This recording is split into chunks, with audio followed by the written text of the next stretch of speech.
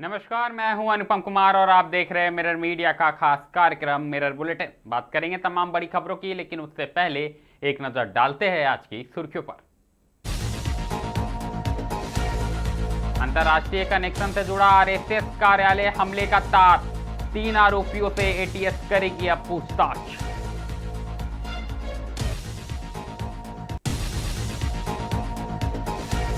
इक्कीस जून से पहले धनबाद में योग का बिगुल, रन फॉर योग में उमड़ा जनसैलाब।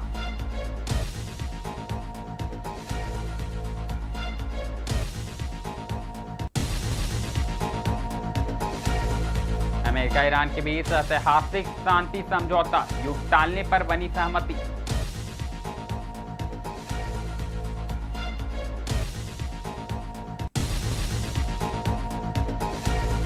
देवघर एम्स में सुरक्षा कर्मियों का हंगामा, गार्डों की सेवा समाप्ति के विरोध में धरना।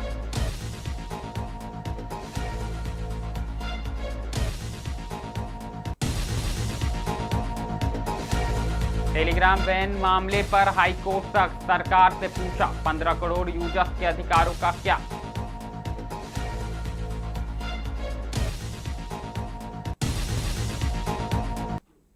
अब बढ़ेंगे खबरों की ओर और बड़ी खबर आपको बता दें, राजधानी रांची से आई है। आपको बता दें कि रांची के निवारनपुर स्थित आरएसएस कार्यालय पर पेट्रोल बम फेंकने के मामले में पुलिस ने बड़ी कामयाबी हासिल की है। दरअसल इस मामले में शामिल 3 आरोपियों को गिरफ्तार कर लिया गया है। जांच के दौरान आरोपियों के अंतर्राष्ट्रीय संपर्कों की जानकारी भी सामने आई है, जिसके बाद पूरे मामले की गंभीरता और भी बढ़ गई है। पुलिस का साफ तौर पर कहना है कि घटना को अंजाम देने के लिए आरोपियों ने रैपिडो कैब का इस्तेमाल किया था। अब इस पूरे नेटवर्क और संभावित साजिश की जांच आतंकवाद निरोधक दस्ता यानी एटीएस को सौंपी जाएगी। आप भी सुने रांची पुलिस का क्या कुछ कहना है।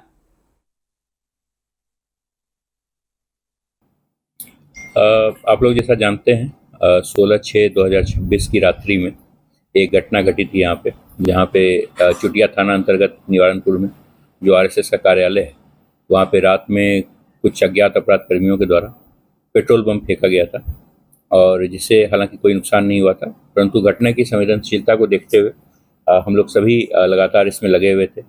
पुलिस महानिदेशक महोदया एवं एडीजी रांची जोन, इन लोगों ने भी घटना को काफ़ी गंभीरता से लिया था और उसके बाद मेरे द्वारा जितने भी हमारे रांची के एसपीज़ हैं और जितने भी हमारे इम्पोर्टेंट थाना प्रभारी हैं, डीएसपी हैं, डीएसपी सिटी, सभी के साथ हमने एक टीम बनाई थी। इस टीम ने टेक्निकल और जितने भी हमें अन्य एविडेंसेस मिले थे, उसके आधार पर जब हमने अनुसंधान को प्रारंभ किया तो हमें पता चला कि इस घटना में एक रैपिडो कैब का यूज़ किया गया है अपराध कर्मियों के द्वारा। और फिर धीरे धीरे हम लोग अनुसंधान करते हुए हम लोगों ने अपराध कर्मियों को जीरो इन किया और जीरो इन करने के बाद जब वो भाग रहे थे यहाँ से, तो भागने के क्रम में हमने बोकारो और कोडरमा पुलिस के सहयोग से उन्हें कोडरमा के आगे एक गझंडी करके एक रेलवे स्टेशन है, उसके पास से हमने उन्हें गिरफ्तार किया। गिरफ्तार करने के बाद हमने उनसे प्रारंभिक पूछताछ की है। प्रारंभिक पूछताछ के दौरान कुछ इंपॉर्टेंट लिंक्स हमारे सामने आए हैं, उसमें कुछ इंटरनेशनल लिंक्स भी हैं। उन सब पे हम लोग का अनुसंधान अभी चल रहा है। हमने ये रिकमेंड किया था पुलिस हेडक्वार्टर को कि इस केस का जो अग्रतर अनुसंधान है वो एंटी टेररिस्ट स्क्वाड के द्वारा, एटीएस के द्वारा किया जाए। जी बिल्कुल, राज्य पुलिस को बड़ी सफलता मिली है। इसी बीच कहीं ना कहीं गिरफ्तार आरोपियों के कनेक्शन अब अंतर्राष्ट्रीय कहीं ना कहीं चीजों से जुड़ते हुए नजर आ रहे हैं। ऐसे में सीधे राजधानी रांची से हमारे सहयोगी मुर्शिद जुड़ चुके हैं। मुर्शिद बताएं, गिरफ्तार तो हो गए हैं 3 आरोपी और इनके अब कनेक्शन अंतर्राष्ट्रीय स्तर पर जुड़ते हुए नजर आ रहे हैं, क्या कहिएगा। देखिए अनुपम, जिस तरह से चुटिया थाना क्षेत्र में आरएसएस कार्यालय में पेट्रोल बम फेंका गया था, उस तरह से लगातार जो है वरीय पुलिस अधीक्षक की ओर से एक टीम गठित की गई थी। टीम गठित के दौरान जो है लगातार छापामारी की जा रही थी। उसके बाद देर रात में 3 अपराधी माफ करेगा 3 युवक को हिरासत में लेकर पूछताछ करती है। अब पूछताछ में सैफ, सुजान और एक और अन्य आरोपी को हिरासत में लेकर कड़ी से पूछताछ करती है। सैफ को उसी के दौरान वॉशरूम लगती है। वॉशरूम के तहत जो है पुलिस वॉशरूम करवाने के लिए ले जाती है कोतवाली थाना में।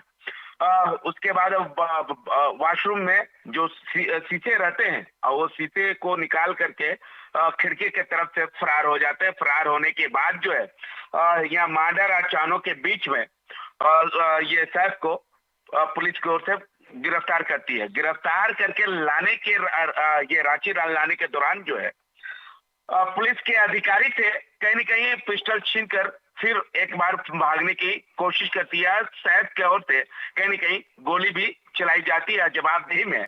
कोतवाली पुलिस की ओर से या रांची पुलिस की ओर से जवाबदेही में गोलीबारी चलती है। उसके बाद कहीं न कहीं सैफ के पैर में गोली लगती है। बेहतर इलाज के लिए रिम्स अस्पताल में लाया जाता है, जहां उनकी इलाज चल रही है। हालांकि इस पूरे मामले को अगर देखिएगा तो कहीं न कहीं रांची पुलिस की ओर से कहा जा रहा है कि इंटरनेशनल नेटवर्क जुड़ा हुआ है। अब ये पूरे मामले को लेकर जो है एटीएस की टीम और रांची पुलिस जो है जांच कर रही है। अब जांच के दौरान जो है क्या सबूत मिलेगी अनुपम, ये तो आने वाला समय ही बताएगा। के बाद क्या सबूत मिलेंगे ये तो आने वाला समय बताएगा मुर्शिद। लेकिन ये चिंताजनक बात है, क्योंकि आरएसएस कार्यालय पर पहले पेट्रोल बम से हमला होता है और उसके बाद 3 आरोपी रैपिडो से पहुंचते हैं। इससे साफ तौर पर ये पता चलता है कि ये जो हमला है प्री प्लानिंग था और ऐसे में अंतर्राष्ट्रीय कनेक्शन आना, ये तो कहीं ना कहीं अब सुरक्षा व्यवस्था को लेकर अब चिंता बढ़ाने वाली बात है, क्योंकि अब जो मामला है यह अंतर्राष्ट्रीय स्तर पर पहुंच गया। क्या बोलिएगा मुर्शिद? इस पूरे मामले में एटीएस की टीम और रांची पुलिस जो है पूरे मामले को लेकर पूरा विस्तार से जांच कर रही है। अब जांच के दौरान जो है एटीएस की टीम को या रांची पुलिस को क्या सबूत मिलती है क्या नहीं, ये जल्दबाजी होगी हम लोगों को कहना। हालांकि अब जांच के दौरान जिस तरह से एसएसपी रांची राकेश रंजन की ओर से कहा जा रहा था कि बहुत जल्द एक बार फिर खुलासा करेंगे, इन लोगों को जब जेल भेज के रिमांड मिलेंगे और विस्तार से इनसे कड़ी से पूछताछ करेंगे। पूछताछ के बाद जो है क्या सबूत मिलती है या नहीं, ये तो आने वाला समय ही बताएगा। लेकिन एक जानकारी दे, क्योंकि साफ तौर पर अभी 3 युवक गिरफ्तार हुए, ऐसे में क्या लगता है इनका जो गिरोह है ये बड़ा हो सकता है? कितने लोग इसमें हो सकते हैं? और साफ तौर पर कहीं ना कहीं इनका जो संपर्क है अंतर्राष्ट्रीय स्तर पर होगा, तो ऐसे में क्या कोई और बड़ा चेहरा गिरफ्तार हो सकता है? कोई बड़े नाम आ सकते हैं? कोई आतंकवादी संगठन से इनका कनेक्शन हो सकता है? क्या कुछ संभावना है मुर्शिद? देखिए अनुपम, जिस तरह से बताया जा रहा है वरीय पुलिस अधीक्षक की ओर से, राकेश रंजन की ओर से, कि अब जांच के दौरान जो है क्या हो सकता है क्या नहीं हो सकता, ये तो जल्दबाजी होगी। लेकिन साफ साफ कह दिया गया है एटीएस की ओर से और रांची पुलिस की ओर से कि अगर ये सब जांच में कोई इंटरनेशनल राष्ट्रीय अति के संपर्क होगी तो वाकई में रांची पुलिस के ओर से या ये एटीएस की ओर से कोई बड़ा अपराधी को गिरफ्तार कर सकते हैं। जी, जानकारी के लिए बहुत बहुत धन्यवाद मुर्शिद। तो साफ तौर पर आप हमारे सहयोगी को सुन पा रहे थे राजधानी रांची से। साफ तौर पर कहीं ना कहीं बड़ी खबर सामने आ रही है कि जो 3 आरोपी गिरफ्तार हुए हैं, कहीं ना कहीं आरएसएस कार्यालय पर हमले के बाद 3 लोगों को गिरफ्तार किया गया है। अब इनका जो कनेक्शन है, अंतर्राष्ट्रीय कनेक्शन सामने आ रहा है। ऐसे में जांच का दायरा अब बढ़ चुका है और पूरा मामला अब एटीएस को सौंपे जाने की तैयारी है। ऐसे में देखने वाली बात होगी कि क्या कुछ अहम मोड़ आते हैं और क्या कुछ नया खुलासा देखने को मिलता है। ये तो बात रही कहीं ना कहीं राजधानी रांची की, लेकिन रुख करेंगे अब हम धनबाद की ओर। दरअसल अंतर्राष्ट्रीय योग दिवस के आयोजन से पहले धनबाद में योग को जन जन तक पहुंचाने के उद्देश्य से शुक्रवार को भव्य रन फॉर योग कार्यक्रम का आयोजन किया गया। जिला आयुष समिति के तत्वाधान में आयोजित इस जागरूकता दौड़ में बड़ी संख्या में युवा, विद्यार्थियों, सामाजिक संगठन के प्रतिनिधियों और आम नागरिकों ने उत्साहपूर्ण भाग लिया। बता दें कि कार्यक्रम की शुरुआत रणधीर वर्मा चौक से हुई, जहां से प्रतिभागियों ने सिटी सेंटर तक दौड़ लगाकर फिटनेस और स्वस्थ जीवन शैली का संदेश दिया। पूरे मार्ग में प्रतिभागी योग करो, निरोग रहो, स्वस्थ शरीर, स्वस्थ मन और हर घर योग, हर दिन योग जैसे नारों के साथ लोगों को योग के प्रति जागरूक करते नजर आए। साफ तौर पर बात करें तो इस अवसर पर जिला प्रशासन और आयुष विभाग के अधिकारी ने कहा कि योग केवल व्यायाम नहीं बल्कि स्वस्थ और संतुलित जीवन जीने की एक वैज्ञानिक पद्धति है। योग को जन आंदोलन का स्वरूप देने के लिए लगातार विभिन्न जागरूकता कार्यक्रम आयोजित किए जा रहे ताकि अधिक से अधिक लोग इसे अपनी दिनचर्या का हिस्सा बना सके। देख रहे हैं कि भौतिकतावादी युग में लोग इतने व्यस्त हो गए हैं आधुनिकता के दौर में कि ना तो उनका सही से खान पान, रहन सहन, उठना बैठना सारा चीज अनियमित हो गया है। लेकिन योग एक ऐसा माध्यम है जिससे शरीर में बहुत सारी बीमारियों को केवल एक योग के माध्यम से आप अपने आप को स्वस्थ रख सकते हैं। और ऐसे 21 जून को पूरे राष्ट्रव्यापी यह योगा दिवस मनाया जाएगा और उसी की पूर्व में लोगों के बीच एक जागरूकता अभियान जिला प्रशासन की ओर से चलाया गया है और रन फॉर योगा किए हैं। फिर हमारा जो कार्यक्रम है कि प्रत्येक CHC स्तर हमारा जो आयुष्मान आरोग्य मंदिर है, सभी आयुष्मान आरोग्य मंदिर में 21 जून को ये कार्यक्रम होगा। उसमें हमारे योग प्रशिक्षक रहेंगे, हमारे सामुदायिक स्वास्थ्य पदाधिकारी रहेंगे और जन जन तक, गांव-गांव तक, एक एक पंचायत के सारे लोग इसमें जुड़ेंगे।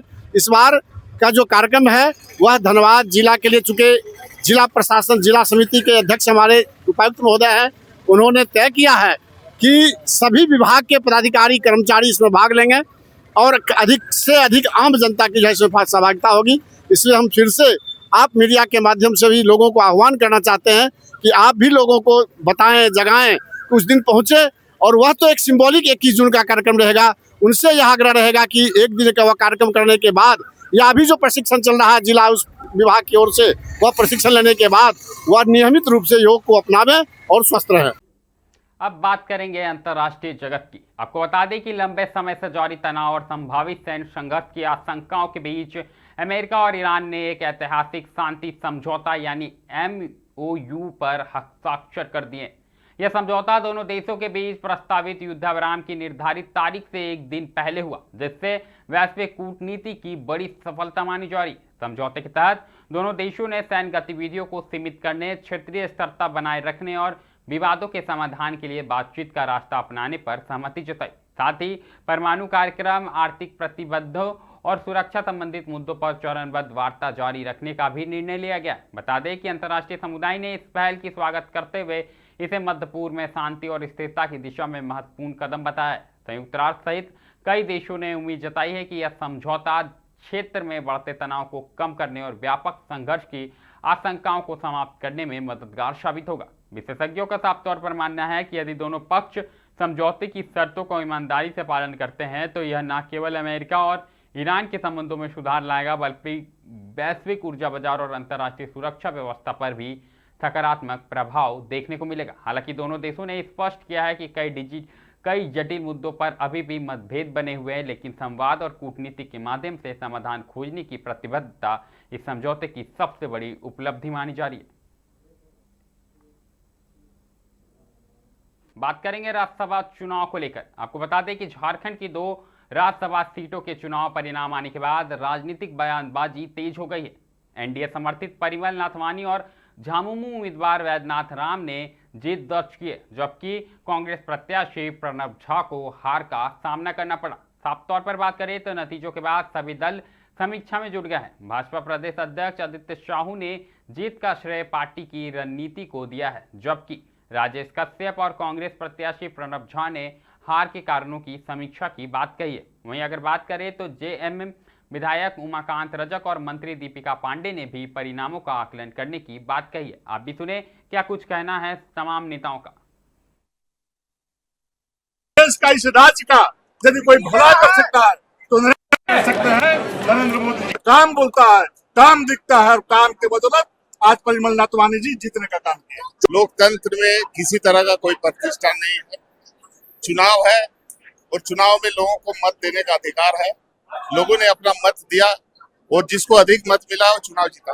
ये अभी हम उसको समीक्षा करेंगे पांडे जी की, हम कहाँ चूक हुई है, हम उसको समीक्षा जरूर करेंगे। लेकिन आप लोग जो आरोप लगा रहे हैं कि धनबल जीता, तो बिकाऊ कौन है आप में?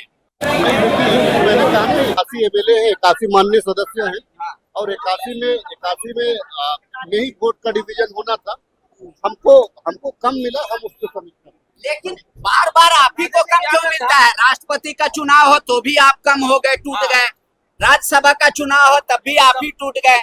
तो कौन है ब्लैक शिप? पता क्यों नहीं करती है कांग्रेस? निश्चित तौर से कांग्रेस पता करे। कांग्रेस को डीपली जा रही है। कितना वक्त से कांग्रेस मजबूत होगा, डर नहीं लग रहा है। बोला ना हारा पीछे बोलने के लिए आ रहे हैं हम लोग। तो हो गई इसका जो वहाँ बैठे थे बताइए कौन जीता, लेकिन मेरे अपने ख्याल से कांग्रेस जीता है, कांग्रेस हारा नहीं है।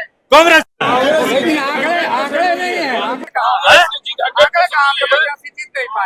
आंकड़े नहीं है हमारे पास। आप सब जानते हैं, आप लोग से कुछ छुपा हुआ नहीं है।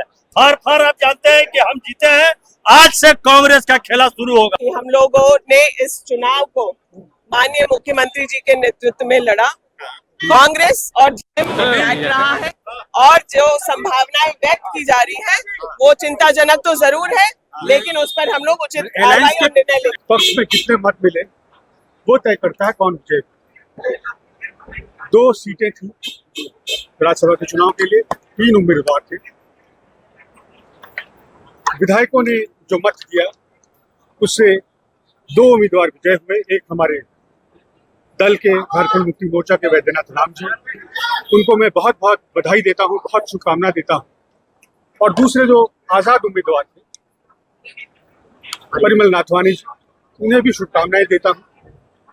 उनके पक्ष में मुझसे ज्यादा मत मिले। मैं उम्मीद करता हूं कि वो झारखंड के लोगों के लिए, उनकी बेहतरी के लिए काम करेंगे। इस मौके पर मैं यही कहना चाहता हूं, इस मौके पर मैं इतना ही कहना चाहता हूं, दोनों उम्मीदवारों को बधाई देता हूं। रुख अब देवघर का करेंगे। आपको बता दें कि झारखंड के एकमात्र अखिल भारतीय आयुर्विज्ञान संस्थान यानी एम्स देवघर में उस समय तनावपूर्ण स्थिति उत्पन्न हो गई जब संस्थान में कार्यरत सुरक्षा कर्मियों ने प्रबंधन के खिलाफ मोर्चा खोल दिया। दरअसल अपनी विभिन्न मांगों को लेकर सुरक्षा गार्डों ने एम्स के मुख्य प्रवेश द्वार पर धरना दिया और प्रशासन के विरुद्ध में जमकर नारेबाजी की। प्रदर्शन कर रहे सुरक्षा कर्मियों का आरोप है कि संस्थान प्रशासन द्वारा उन्हें लगातार प्रताड़ित किया जा रहा है। उनका साफ तौर पर कहना है कि वे निर्धारित नियमों और वरिष्ठ अधिकारियों के निर्देशों का पालन करते हुए पूरी निष्ठा के साथ अपनी जिम्मेदारी निभाते। इसके बावजूद उन्हें अनावश्यक दबाव और मानसिक परेशानी का सामना करना पड़ रहा है। सुरक्षा कर्मियों ने बताया कि हाल ही में उनके 5 साथियों को सेवा से हटा दिया गया। उनका साफ तौर पर यही आरोप है कि बिना किसी ठोस कारण के यह कार्रवाई की गई है, जिससे कर्मचारियों में रोष बढ़ता जा रहा है। प्रदर्शनकारियों ने चेतावनी दी है कि जब तक हटाए गए सुरक्षा गार्डों को दोबारा काम पर नहीं लिया जाता तब तक उनका आंदोलन जारी रहेगा। फिलहाल इस पूरे मामले में बात करें तो प्रबंधन की ओर से कोई भी स्पष्टीकरण सामने नहीं आया है। आप भी सुने क्या कुछ कहना है गार्ड का। प्रशासन ऐसा हो गया है कि हमारे साथ हमेशा दुर्व्यवहार किया जा रहा है, गलत शब्द हम सिक्योरिटी से बोला जा रहा है और मेंटलिटी इतना टॉर्चर किया जाता है कि ऐसे कीजिए लगता है जैसे कि एकदम हम लोग एक बॉर्डर पे ड्यूटी कर रहे हैं जैसे सेना के जवान। सर आप ही लोग बताइए कि ये पब्लिक प्लेस है, पब्लिक प्लेस में किस तरह से सिक्योरिटी ड्यूटी करता है। सिक्योरिटी का काम है रोको टोको और जाने दो। हमारे साथ ऐसा हमारा 5 जवान ऐसा गेट पे ड्यूटी किया है, उनको तुरंत कोई इन्फॉर्मेशन कोई कागज, डायरेक्ट उनको बोला जाता है कि आप हटिए यहाँ से जाइए, घर जाइए, सीधा बोलता है घर जाइए। बोलता है कि आप पैसा देकर यहाँ भर्ती हुए हैं तो भर्ती करने वाला एम्स प्रशासन है, पैसा लेने वाला भी यदि हम लोग यदि पैसा देकर भर्ती हुए हैं तो पैसा लेने वाला भी वही है। अब बात करेंगे हम टेलीग्राम से जुड़ी खबरों को लेकर। आपको बता दें कि भारत में लोकप्रिय मैसेजिंग प्लेटफॉर्म टेलीग्राम पर संभावित प्रतिबंध को लेकर चल रही चर्चाओं के बीच हाईकोर्ट ने केंद्र सरकार से महत्वपूर्ण सवाल पूछे। अदालत ने कहा है कि किसी भी डिजिटल प्लेटफॉर्म पर प्रतिबंध लगाने का फैसला लाखों करोड़ों नागरिकों के अधिकारों और अभिव्यक्ति की स्वतंत्रता को प्रभावित कर सकता है। इसलिए इस तरह के कदम को लेकर पूरी सावधानी बरतने की आवश्यकता है। बता दें कि सुनवाई के दौरान कोर्ट ने सरकार से पूछा कि यदि टेलीग्राम पर प्रतिबंध लगाया जाता है तो देश के करीब 15 करोड़ उपयोगकर्ताओं के संचार, व्यापार और सूचना आदान प्रदान के अधिकारों पर इसका प्रभाव पड़ेगा। अदालत ने यह भी जानना चाहा कि क्या सरकार के पास ऐसा कोई ठोस आधार और वैकल्पिक व्यवस्था है जिससे आम नागरिकों को परेशानी ना हो। दरअसल हाल के दिनों में टेलीग्राम के दुरुपयोग, साइबर अपराधों और अवैध गतिविधियों में इसके इस्तेमाल को लेकर विभिन्न स्तरों पर चिंताएं जताई गई है। इसी संदर्भ में प्लेटफॉर्म पर कार्रवाई या प्रतिबंध की मांग उठी थी। हालांकि कोर्ट ने स्पष्ट संकेत दिए हैं कि केवल कुछ मामलों के आधार पर पूरे मंच को बंद करना उचित होगा या नहीं, इस पर गंभीरता से विचार किया जाना चाहिए। हाईकोर्ट ने सरकार से विस्तृत जवाब मांगा है और कहा है कि किसी भी निर्णय में राष्ट्रीय सुरक्षा के साथ साथ नागरिकों के मौलिक अधिकारों का संतुलन बनाए रखना जरूरी है। मामले की अगली सुनवाई में केंद्र सरकार अपना पक्ष रखेगी, जिसके बाद अदालत आगे की दिशा तय करेगी। रुक करेंगे एक बार फिर धनबाद का। आपको बता दें कि मानसून से पहले धनबाद नगर निगम ने शहर को जलजमाव और गंदगी से बचाने के लिए कमर कस ली है। दरअसल निगम क्षेत्र के 5 अंचल यानी धनबाद, झरिया, कतरा, सिंदरी और छाताटांड़ में विशेष सफाई अभियान चलाया जा रहा है। नगर आयुक्त आशीष गंगवार के अनुसार प्रत्येक अंचल में 15-15 कर्मियों की टीम बनाई गई है और कुल 75 कर्मी प्रतिदिन नाली की सफाई कचरा निष्पादन और जल निकासी व्यवस्था को बेहतर बनाने में लगे हैं। निगम ने ऐसे संवेदनशील इलाकों की भी पहचान की है जहां हर साल बारिश के दौरान जल जमाव की समस्या सामने आती है। इन क्षेत्रों में विशेष निगरानी रखी जा रही है। साथ ही निगम बोर्ड की बैठक में जरूरत पड़ने पर पानी निकासी मशीनों की खरीद या किराए पर उपलब्ध कराने का निर्णय लिया गया है ताकि लोगों को बरसात में राहत मिल सके। आप भी सुने नगर आयुक्त का क्या कुछ कहना है। मानसून के लिए हम लोगों ने हमारे चूंकि अंतर्गत 5 अंचल आते हैं, कतरास, छाताटाड़, सिंदरी, झरिया और धनबाद। हर एक अंचल के लिए हम लोगों ने 15 लोगों की डेडिकेटेड टीम बना रखी है जो नाली का साफ सफाई रेगुलर कर रही है। तो कुल मिला के हम लोगों के 75 कर्मी ऐसे हैं जो प्रायोरिटी बेसिस पे पहले बड़े नाले, फिर उसके बाद उससे छोटे, फिर सबसे छोटे नाले की साफ सफाई में काम कर रहे हैं। दूसरा, जो पानी की समस्या होती है, हम लोगों ने ऐसे जगह चिन्हित करी हुई है जहाँ पर पानी का भराव हो जाता है। तो उसके लिए हम लोग मशीन रेंट पे, बोर्ड की बैठक ने भी पारित करा है कि या तो मशीन का क्रय कर लीजिए जो मशीन पानी को निकालती है, या फिर उसको रेंट बेसिस पे। तो अभी के लिए हम लोग रेंट बेसिस पे ऐसी मशीन हायर करेंगे, जहां जहां पानी का कंप्लेंट आएगा जमाव का, वहां से पानी का निकालने का काम। मिरर बुलेटिन में अभी के लिए फिलहाल इतना ही। ऐसे तमाम बड़ी खबरों से लगातार हम आपको अवगत कराते रहेंगे। कहीं मत जाइएगा, बने रहें मिरर मीडिया के साथ।